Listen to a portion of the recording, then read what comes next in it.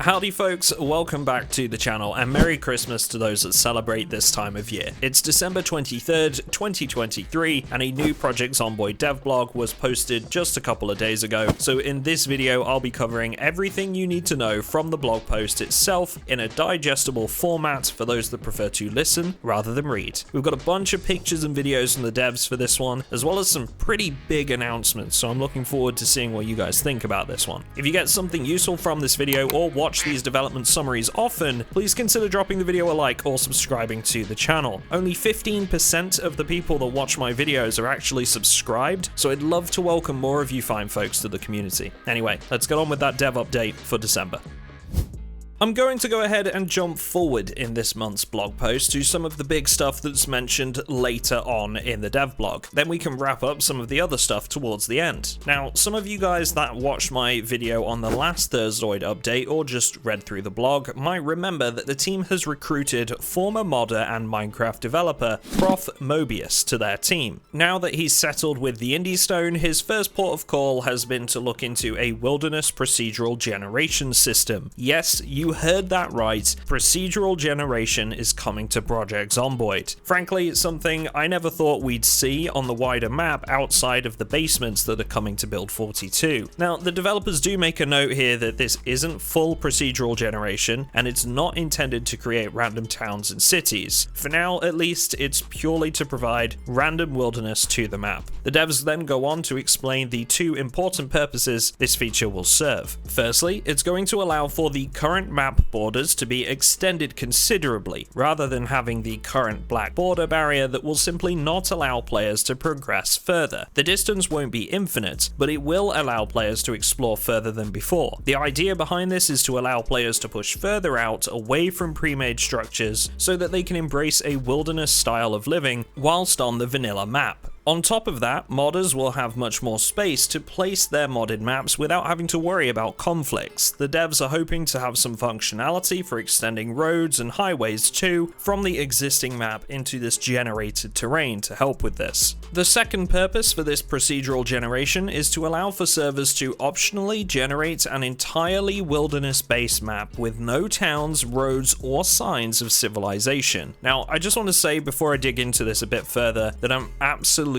thrilled to see this. I'm a big advocate for wilderness playthroughs in Project Zomboid. You might already know that based on some of my previous videos, but to see some actual officially supported elements to back up this style of play is fantastic. This is going to offer an entirely different way to play Project Zomboid to the version that we know and love. Whether you're into it or not, there will be plenty of players that are going to give it a try, and that'll extend how much time they get from the game. It's awesome to see, and just props to the devs for tackling this. This optional style of gameplay is going to provide the developers with a chance to test their functionality with the crafting system for Build 42, of which we'll see new features later in this video. They go on to explain the random map generation is going to have multiple biomes, and that there may be some less realistic stuff on the version that generates a completely wilderness-based map, but discussion is still ongoing amongst the team in regards to this feature. Following this segment, the team explained that whilst they aren't personally looking to randomly generate buildings, towns, and roads at this point, they do note that the random basement system, which we're expecting in Build 42, has the ability for binary exported buildings from the building editor to be injected or stamped into the game world. Most importantly, this feature will be available to modders. Now, what this means is that modders will have all the power they need to be able to expand a wilderness map with random towns and road networks. The developers are essentially putting that into the modders' hands whilst they focus on finishing the main map first. They may explore it at some point, but don't want to distract from the handcrafted game world at this time. They state that they would prefer new players to always have the traditional handcrafted map in their first playthroughs over something randomly generated with less detail. So, a lot of talk about the map and wilderness survival so far in this dev blog. It doesn't stop there though. The devs also show us some images showing off some of the crafted items, structures, tools, and workbenches that we're going to be seeing in Build 42, all of which are specifically aimed at wilderness survival playstyles. I don't know about you guys, but me personally, I'm already thinking about a tribal village in the forest, or even just living solo in the woods for a playthrough or two when this update finally makes landfall. Now, before I wrap up this section, it's also important for me to note that myself, along with other members of the community by the looks of it, misinterpreted the iron ore deposits we saw in the last dev blog. I thought these were coming to the main map itself, but by what the developers say in this dev blog, basically they're not ruling it out entirely, but for now, they want them to be placed on the wilderness map only to provide an alternative source of metal that we'd usually get through dismantling. That leads us nicely into some more of the crafting stuff in this dev blog, specifically metalworking.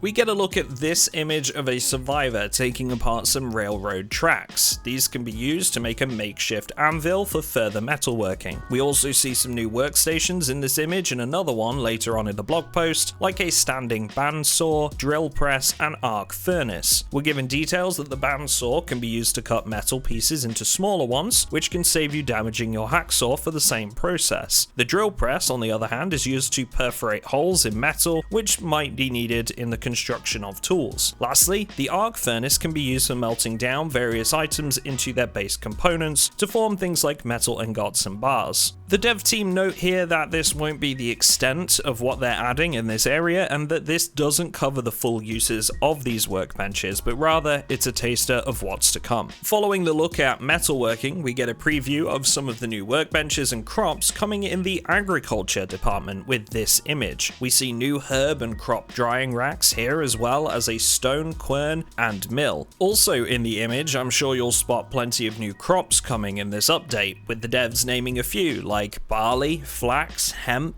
hops, rye, sugar beets, sunflowers, and tobacco. The idea is that these raw materials provide the team with a great foundation for all things textiles, cordage, brewing, and oils. The team also say there are some more crops on the way, including some that are specifically aimed at winter growing periods, garden vegetables, hot peppers, and some more herbs.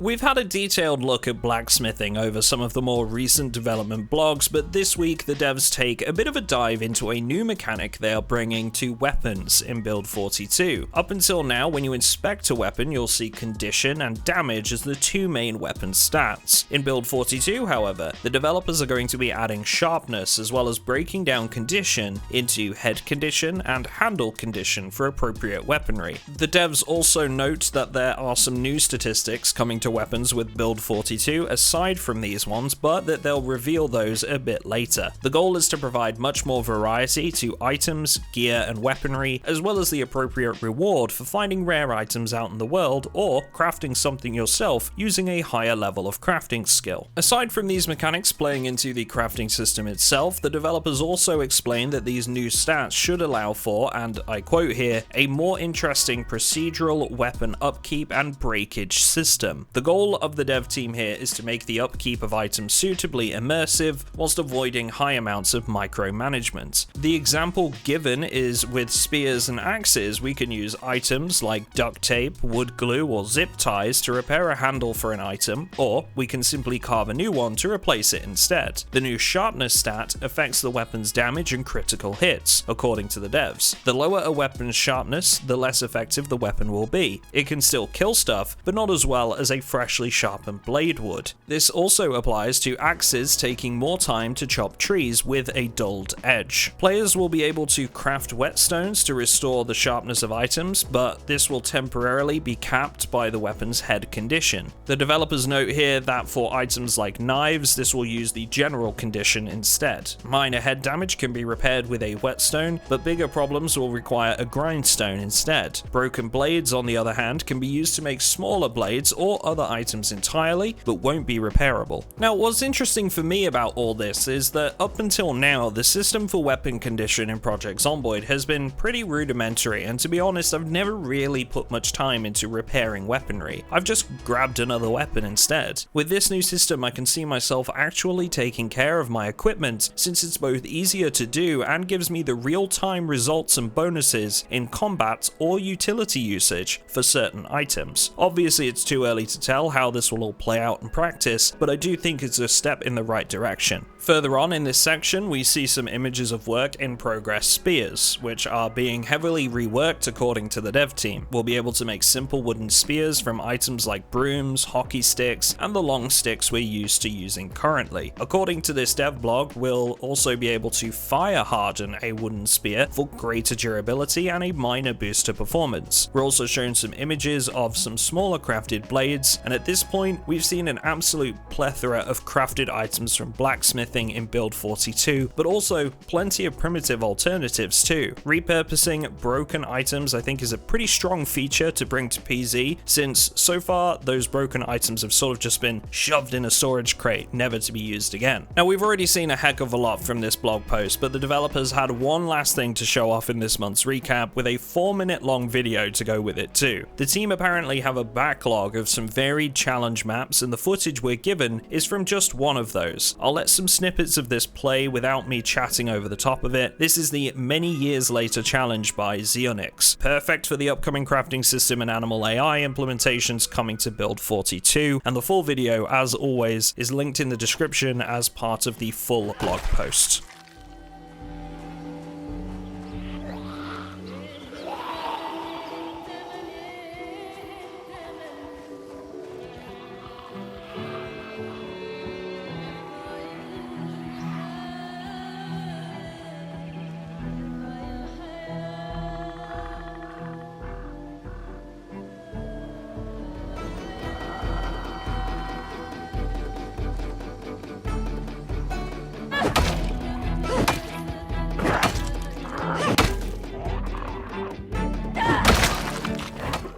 So that's it from me in this one, folks. Once again, I'd like to wish everyone a very Merry Christmas and a Happy New Year. But I'm not the only one that sends festive wishes. The team at the Indie Stone have one last surprise up their sleeve for you guys in this dev vlog that I wanted to make sure you all saw. Thanks everyone, and I'll see you all in the next one.